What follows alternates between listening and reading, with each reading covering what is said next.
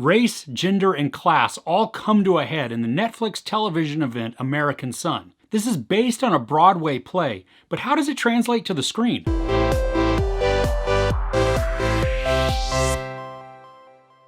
As the movie opens, we see a mom sitting in a police station waiting room, trying to find out information on her missing son. Kerry Washington plays the mom, Kendra, in this Broadway play turned Netflix film. So if you've ever been to the theater, like the stage theater, you know that the dialogue can be rapid fire and ever changing. This drama is wrought with tension and keeps the pressure on all the time. There are only 4 players in this, which help to keep the whole thing moving, while still providing the needed information and depth to all of the characters. Plus, it'll keep you engaged and translate its message to you really well. Stephen Pasquale stars as Kendra's estranged husband, and Jeremy Jordan plays the night shift officer who is trying to relay information. Now, honestly, none of the characters are warm and fuzzy. But one of the bright spots in this is that if you try, you can see the perspective from each of the characters, and you can see what they're trying to say. They don't always say it well, and they don't always say it effectively, or even act effectively,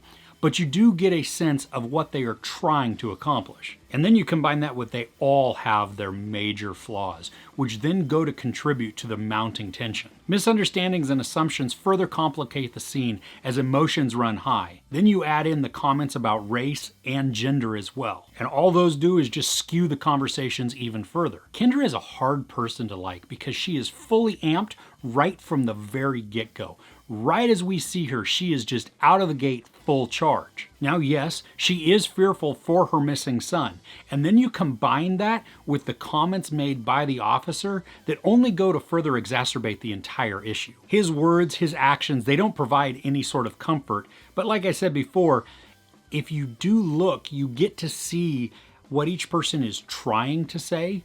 Even though Kendra may not be warm and fuzzy, you still understand her point of view, but you also can understand the point of view from the officer. As the tension continues to rise, along with emotions, strife, and even revelations, the liaison officer who is there to relay all of the missing information, he comes in. And when he does, he speaks some harsh truths, and he doesn't take any crap from anybody. His was the powerful voice of reason that needed to be heard by everybody in that scene. The film is directed by Kenny Leon, who's also a Broadway director.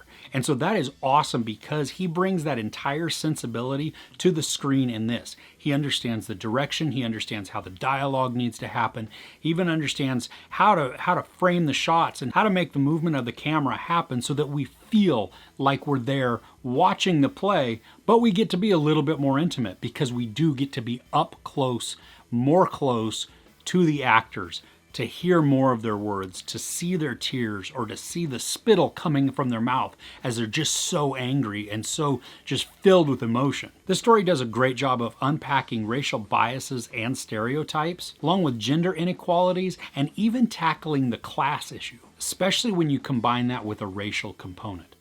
Does it answer all of the questions? Does it solve all of the problems? Well, of course not. No, it doesn't.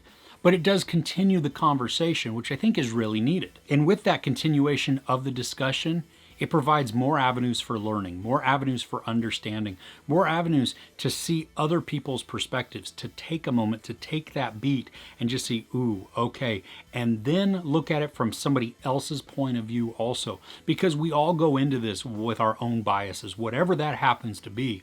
And I think it's really great that we are shown several different viewpoints as well. This is a tough watch. It's biting, it's angry, and because of the comments made by everybody, it should put your hackles up. Now, American Son is phenomenal, but I'm not sure I could watch it again.